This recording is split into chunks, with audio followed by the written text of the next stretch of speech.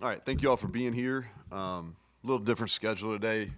No school all week, so backed up practice. So appreciate y'all working with us. And happy Thanksgiving to everybody. And good win for our guys on Saturday. Really happy for our seniors to experience country roads for their last game. Recap that game versus UCF. A couple of team things I thought were important. Won the turnover margin. More importantly, points off turnovers. Won that 7-0. The middle eight was big for us. I thought we closed out the first half, opened the second half strong, 14-0 during that time, and then only 2 penalties in the game, and one of them by the punter. So you don't see that very often, but only 2 penalties. Thought we played discipline. Special teams overall, we had a good day. Won the field position battle handedly. I thought Ollie bounced back. He had one punt that wasn't, but the one from our end zone was a bomb. And I thought he really bounced back and hit the ball well. Michael Hayes had a really good day. Kickoffs, he gave us a chance, and kickoffs made a big field goal under in some bad conditions, and then Brinkman continues to perform at a high level. And we had 2 explosive kickoff returns. We blocked them really well. Preston broke a couple tackles. And then our kickoff coverage, which has been really, really good all year. It was again good. R.J. Harvey had a return there. We were able to get him inside the 20. So that was a good day overall on special teams. Defensively, I thought the fast start was critical. They took the ball. They go 3 and out. Second possession, we create a takeaway. That was the best we've covered. We got beat by a double move, and then on the last drive, we didn't play very well on their last touchdown drive, last time they had the ball. But other than that, I thought that was the best we've covered people. Wasn't perfect, but I thought that we were better in the game. Thought we tackled well, and then third downs, we got off the field, 3 and 9 in that area. Offensively, I thought we really controlled the game. 38 minutes, we were 12 of 18 into possession downs. Our pass game was not good enough. We got to trigger the ball at quarterback a little better. I thought our receivers did pretty good. We didn't protect as well, and we didn't trigger the ball. Gotten off to a fast start on both halves. I thought that was critical. Scored a touchdown on the turnover, and then too many negative plays overall. I think we had double-digit negative plays, which is not been the case for us most of the year, so that was disappointing. But I was pleased with how we finished the last drive. Took the last 5.5 minutes off the clock, and that was big. When we win, we give awards. So I'll go through that real quick with you. The offensive lineman of the week, played his best game of his career, was Jaquay Hubbard. Really played physical. Excited for him, how he finished in this stadium. Our special teams player of the week, or players of the week, had 2. Michael Hayes for his kickoff and the big field goal, and then Preston, 2 explosive kickoff returns, fielded all the punts in not ideal conditions, so that was good. Defensive player of the week, and you're not going to see him a ton on the stat sheet, and a lot of times in this game, the guy that gets credit on the stat sheet isn't always the guy that actually makes the play. Sean Martin made a ton of plays on Saturday, and they had to use 2 to block him, and he was dominant and really played well, and he's played well for 6 weeks now. Really consistent, and so he's a defensive player of the week. Offensive player of the week was C.J. Donaldson, 99 yards. He had 2 touchdowns. I thought he was extremely physical, got downhill in short yardage. Best he's played, and he got injured there in the second quarter, and so he practiced today, so he's going to be okay. But we gave some blue collar awards, and these awards go to people that really played well, did some of the dirty work.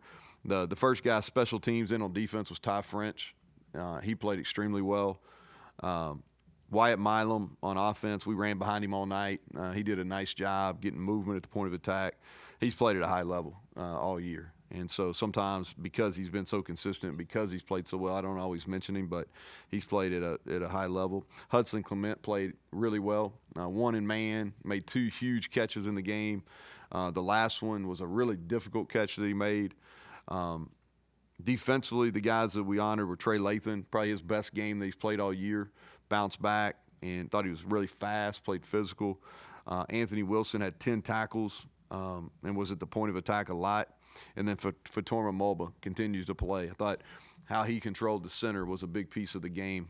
And so those are the guys that we rewarded with our blue collar. The developmental guys, offense was Khalil Wilkins. Excited about him. He's making some real advancements. Jackson Beiser on defense, and then Donovan Grayson on special teams. So those were, and then our sideline, our Juice Award went to Chris Henry. So those were the award winners for the week. And with that, kind of move on to Texas Tech. This is one of the best weeks of the year. It's all football all week, no school in session, so our guys are really locked in. Very few people on campus, so a lot of time spent together. Texas Tech, talking about them, they've got a really good football team. Joey does a good job. Tough place to go play, and so long trip, but our guys are excited about making it. Offensively, I think it starts with them, tempo. They're going to play at a really high tempo. The running back's an elite player. Brooks has been in this league for a long time, been really productive both in the run game and the throw game. Morton, the quarterback, is playing well. He gets the ball out of his hands super fast. He's a threat to run too. And they're talented at tight end and wide out, and they're big. I think that the length that they have is really what sticks out. Defensively, they've played well versus us in the past. They played the run well this year. Kind of mix up their fronts, multiple fronts. They'll blitz a lot, especially run blitzing. They'll mix up their coverages, play quite a bit of man. They forced a lot of takeaways, so I think taking care of the ball is going to be huge. And then special teams, they have one of the best kickoff return units in the country. They've done a really nice job with that. Kicker has made multiple 50-plus yard field goals, and so it's going to be a challenge. And with that, I'll take questions. So with that challenge, obviously they can score a bunch of points. They've done it often. So keys for you guys, start with defense. What's the biggest key in trying to slow them down a little bit? Well, I think the first thing is we got to get aligned to their tempo. That's where they really feast. If they can get their tempo going, that usually happens after a made first or a really positive play on first down. So we've got to do a nice job of getting lined up. I think P and 10, first play, the drives are going to be critical downs for us. And then we've got to be able to contain their run game. If they can be where they're balanced, it's going to be a tough day. And so we've got to be able to limit their run game and minimize their explosive passes. They're going to throw the ball downfield. It's kind of what they do, but we've got to minimize that. And on the offensive on offense, it starts number one with taking care of the ball. You can't give up possessions, so that's the number one. Number two, we've got to play our game. Can't really get concerned about what they're doing on offense. We've got to play our game, and for us, it's about first downs. And we've got to continue to move the chains and get first downs, and those first downs will eventually lead to touchdowns. And then on special teams, the field position deal is going to be really important. Like I said, kickoff return wise, they're really good, and so we've got to be able to. They'll return them. They're going to return the ball. So regardless where Mike kicks it, they're going to return it. So we got to be able to get him down. You mentioned the coverage being better against UCF being the best for a while. What makes you say that besides just the numbers? I know you dig deep into it, and then why do you have confidence that it also can be quality against Texas Tech? Well, it's a different animal this week. First of all, so UCF. They were pretty balanced coming in they're one of the better run teams in the country, but they were balanced. They were throwing the ball at a decent clip. But it's a different animal. You're talking about one of the best passing offenses in the country. And so we were better. I thought we matched routes better. We played the down and distance better, as far as playing the chains. Very few balls just caught right in front of us. That's been something that's plagued us this year. And so those are the things. And I thought our underneath coverage with our linebackers and our safeties on some of the catch, throw, quick game stuff was better. We had a couple PBUs, but it's a different challenge this week. The ball gets out of his hand really fast. A lot of stuff that's off their run game, screens, perimeter screens, RPOs. That the ball's out fast, and then they're a huge vertical team. And so it's not just our corners, it's our safeties, it's our spear, our linebackers. It's going to take everybody. But it's a challenge, a whole different challenge.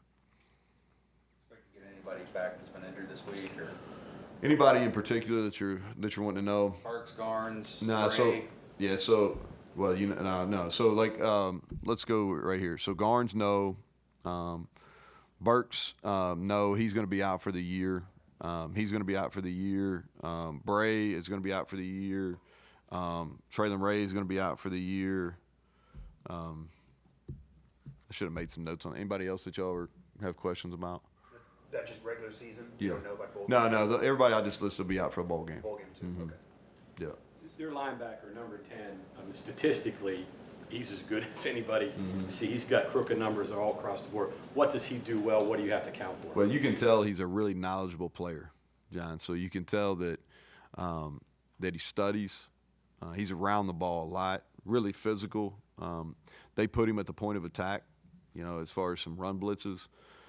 But he's physical, and he gets there with bad intentions. And you can tell, like, he's somebody that when you watch him play, you respect him because he's reading pullers. He does a really good job of reading hats on O linemen as far as run action pass or run play. And you can tell he likes to play, and he studies. You were there, obviously, for several years. Why is the DNA of that program so much in the pass game? Can you put your finger on what? Multiple coaches, decades worth? Yeah. They've No, always thrown the ball. Yeah, Greg, I think it's a good question.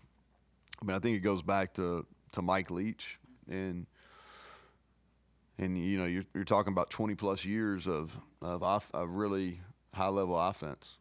I think there's been some really good coaches go through there, and so that's correct. I think this team here is balanced. The Brooks is very unique. He's averaging over 100 yards rushing, plus they getting the ball in the pass game. But I think you're exactly right as far as that is in their DNA, the ability to throw the ball, and it's been that way for 20+ years. There's been a lot of really good coaches and a lot of good players, especially quarterbacks, receivers. What are some of the things that make Lubbock such a tough away game? Well, yeah, so first of all, the fans, they've done a great job at that stadium. It's a beautiful stadium. The students are into it. They get there early. They're right behind your bench, and it's loud. They've done a really good job of the noise stays in there now. And for us, it's a long trip, But that's what I would say that's, and their home record's been really good, So I think all those things combined. Brooks, he's caught, 15 passes the last 2 games, wasn't active like that before. Anything, what does that change when all of a sudden he's an extra possibility? Yeah, so I think going back and just watching, in particular, their last 2 games, the Coach Kidley, their coordinator there, whether it was at Houston Baptist or it's at Texas Tech or in Western Kentucky, all these places he's been, he's done a phenomenal job with vertical passing game. And looking at their last 2 games, you see them doing that maybe more than they were doing it earlier in the game or earlier in the season. So they've gone back to a lot of their vertical concepts, and Brooks is the check down on a lot of those. So when people drop out, I think the quarterback's maturing as well, and he's not forcing balls as much, and he's taking what the defense is giving him. And in the last 2 games, people have really dropped in coverage, and he's been there, and then he makes you pay when that happens. Improvement in triggering the ball in the passing game. Is that necessarily time to get the ball out, decisions on where to go? Well, we didn't protect very well, Kevin, in the game, and that really hasn't been an issue. We've protected. Pass protection's been a strength of ours this year, but we just didn't play. We didn't protect, and a couple of them are some run action pass plays that are. And they played their ends. UCF, for whatever reason, played their ends really high, and they got up the field, probably trying to reduce some of the quarterback run game. But they made and their ends played well, and they caught us in a couple pressures, but we didn't protect well. I say all that to say this: we didn't protect very well, and so we've got to do a better job in that. And then there's a few times, especially on a couple of big plays, that Garrett's got to deliver the ball. He kind of scrambled, which I'm careful to take that away from him, but he's got to trigger when it's an opportunity for a big play, especially when it's his first read. College play where he slipped in the field and Yeah, we tried to. Yeah, so that was one. That was one we had protection issue there. We got beat on our right edge. Yeah, so we got Dom in there, and we'll continue to mix him in. He's come on. He's the fastest guy on our team, and so good catch by you, first of all, and if you watch that play, he can really run, and so we'll continue to use him in some of those roles. for Hudson Clement to become a elite receiver? Yeah, well, so he's taken the step of being really consistent, really played at a consistent level probably since the Pitt game. And I say that not just in route running, but in blocking and really just playing good field game, like being a good football player. And so I think as he continues to mature, he's going to get faster, and not just top end fast, but like off his break points. I think that's kind of going to be the next step for him. He's got really good body control. He's got strong hands, consistent hands. He wins versus man coverage because he's got strength. I think the next step for him is going to be just some burst out of his, and he's a relatively young player too. I mean, sophomore. So I think he'll do that. But I do think he is making progress toward being one of the top wideouts in our league. I can see that in his future for sure. Is it at all difficult, or do you not mind if your players are looking into bowl projections, things like that, maybe differences from 6 wins to 7 wins? Is that something that you care about? You try to ignore? No, I think 7 looks a lot better than 6. You know, that I think that's for sure. What we've really talked about is kind of putting blinders on. You know, the season's really long. If you think about it, it's kind of like a marathon. Well, you're here at the last leg of the regular season. It's really a sprint. You know, this is a sprint. And we need to be focused on what's at hand, and that's the finish line in the Texas Tech game. And so I think anything after that be premature. You know, I'm happy for our guys. They get to experience the postseason, and some of those projections are fun, but they're not very accurate most of the time. You know, especially the way it works now, where you have all these different tie-ins, and like we've got some Pac-12 tie-ins, and so last year we went to a non-affiliated bowl, so they're fun to look at. They're good reading, but they're really not accurate. And truthfully, our players probably aren't looking at some of those places where they're actually being posted, so that's probably a good thing. Thanksgiving question. Yep. So a little different tact. I don't think I've asked you this before, but Okay. your favorite Thanksgiving part as a coach, and then give me a Thanksgiving memory as a kid that you still cherish. So as a coach, this is always one of my favorite weeks, and for a couple different reasons. This week, regardless of where you're coaching at, some schools take all week off, some take off, you know, from Wednesday on, but it's an opportunity where you get to spend a lot of time with your players, more so than normal, because they have less things going on as far as they don't have classes, so they're in the building a lot more. And we're intentional about doing some meals together. We do a big one on Thursday, but we do one either Tuesday or Wednesday night usually. And we played a road game here the last several years, so that's even more time. So I really enjoyed that part of it. As far as, you know, I think for me, the three things that are, and I actually had this conversation with our team today, Thanksgiving-wise, football's been a part of that for me for almost my entire life.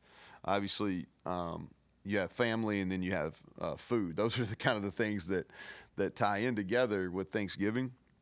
For me, I think anytime in high school football you had an opportunity to practice on Thanksgiving, that was big, because in Kentucky that meant you were in the state semifinals. So that's something that always sticks out to me.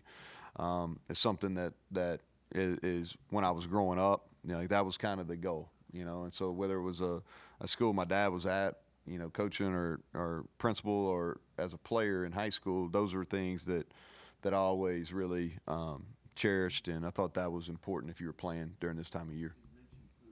Your favorite Thanksgiving food? Yeah, so, well, that's a good question. So let me think about this.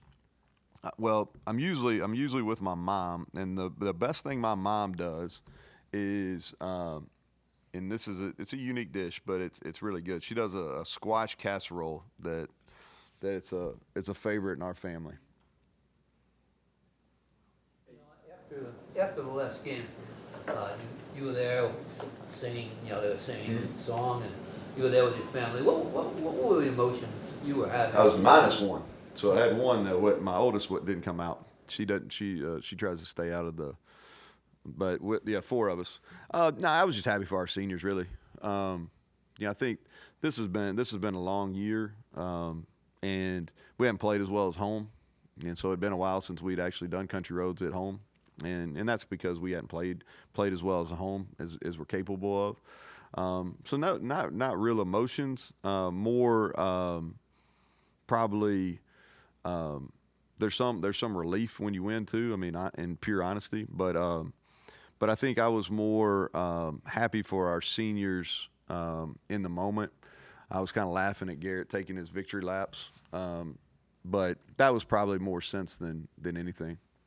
Question about this game Saturday. They've got a huge disparity first quarter. Is that a function? They start fast. Yeah, they've done that, and if you look at it, that's been something that probably over the last few head coaches, that's, they've done it. They've continued that with Joey and with Coach Kidley there too. But since Coach McGuire's been there, they've started fast. But even before he was there, that's something they did a good job of. And they're unique offensively. They usually give you something different. Whether it's different play concept, pass, run, screen, different motions, just different adjustments. You can try to practice the tempo they play at, but it's hard. So I think that catches people too. But you're right; they've started really fast. So I guess it's getting adjusted to the tempo usually throughout the game. Mm-hmm. Well, I think that's a factor in it. Yeah, they do, and but that's something that they've done now for several years in a row. Bring the overall depth of the defense. You'll probably need to play more guys. Yeah, they're going to play snaps. I think they're one of the top teams in the country in number of snaps played, and so we are. I think you have to be conscious of that early in the game. And especially D-line wise, we'll need to rotate early in the game, getting more guys in. We've been playing 4 linebackers all year. I think that's probably pretty good. It's safety is where we don't have a ton of depth, and so. Most of those guys have played almost every snap, since Burks got hurt. So at this point, it is what it is. But the people that are ready to play and that have played a lot of football for us, we'll rotate them in early and try to watch snap counts, especially in the first, second quarter. Bobby, you're going to ask a question? You saw the scores this weekend. Yeah. And, you had BYU and Colorado losing in our conference, and all across the country, ranked teams lost. And it wasn't really that rare an occurrence. What has happened in football? You got any feelings on why it's not Ohio State? Yeah. Well, the teams that have been traditionally really good are still traditionally really good. I think that a couple things. Later in the year, more things like that occur, and I think there's a lot going on around these guys, decisions on the draft, decisions on training, decisions on playing in the postseason, decisions on portal or no portal. What do they think their NIL value is? These are all things, and what's happened is it's all creeped earlier and earlier. And these are things that each of the individual players are things that they're having to, deal with, which it's a distraction. And so I think you're seeing a little bit some inconsistent play because of that. And I think too, there's where the dominant teams used to have all the depth. Now they don't have as much depth. So those guys that were maybe second, third team there are now at other places, and they're really good players. And so I think I think that those schools still have the elite talent, and they have a lot of elite talent, but I think guys that were maybe second or third team have gone to other places, and they're getting reps and they're getting experience, and they're really talented players too. So I think it's just it's spread out a little bit more. And then the travel's a factor too. You look at teams that are traveling, and it wears on you as you go through the year. One game's fine, especially if you have a bye week the next week. But what happens is that's a lot over the course of the year, and I think the guys get tired. And so I think those are – I don't know if any one of those is the exact reason, but I think all of those things are factors is maybe why there's some differences. Huh? Has it been good for college football? I don't know. I try not to like I try not to complain about it. You know, it kind of is what it is. You know, I don't know if it's good or bad, and nor am I to judge. You know, I think it's just kind of the world we live in now. You know, and it's kind of, we've been in upheaval kind of for the last 3 or 4 years, and I think it'll continue for another several years. But I don't know if it's good or bad. It's just that's what we are in the midst of right now, and I don't think it'll change any time in the near future. To that end, do you have any thoughts on the situation with the Big 12 as a whole? Because there's an argument of Big 12 has more depth, but maybe not an elite team, maybe doesn't deserve the bye in the playoff, things like that. Do you have any? No, I don't really have any feel, because I don't study the other conferences enough to have a good feel for them. You know, I think that I think we have good depth in our league. I think we're rare in the fact that everybody within the league's competitive. I think there's some really good teams. We've beaten up on ourselves a little bit. Is that a concern at all? No, I think for us, I think for the Big 12, we just got to win some games in the playoff. I think that's what, at the end of the day, that's what it's about. But for our big picture, like, we're just trying to get to our 6th. If we can get to our 6th in the league, I can't figure out all those tiebreakers. If you all can, more power to you. But we're mathematically alive, I guess. That's not something we're talking about. But we just want to we got a chance to finish strong here, and that's kind of what we're locked in on. Is this the week you can go over on the travel roster? We can. Okay, so that'll help a little bit, I guess, right? Yeah. Okay, Yeah. and then just for the way you all played in the road this year, focused, all that stuff, and good results. You mentioned, like, that environment, last game, there's no school this week. It's earlier start, I guess, technically, Yeah. but, like, just confident and curious how they respond, because it's been so well, but this is unique too, it seems. Yeah. So we got a chance here to finish with a really good Big 12 road record, and our guys have handled it real well. You know, this is a unique trip for a lot of reasons. We're playing at 11 a.m. You know, it's an early kick. I think a lot of times in these early kicks, it's the team that's ready to go at kickoff are the ones that have success. We practice in the mornings, so it shouldn't be much different to their body clock.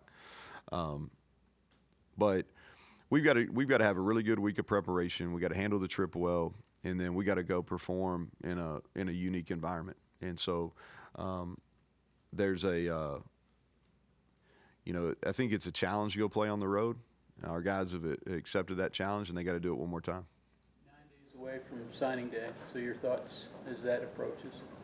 Yeah. So I'll be truthful. Like, I'm kind of, I know when it is, and I spend a bunch of time on the phones and things like that. But I'm trying to live what I preach to our players, which is, man, we're worried about Texas Tech, and there's a bunch of things that are kind of after that, but that's kind of what we're locked in on. I'm aware of it. I talked to them. We had some official visitors last weekend, but the main focus is Saturday at 11. Thanks, Coach. All right, thank y'all.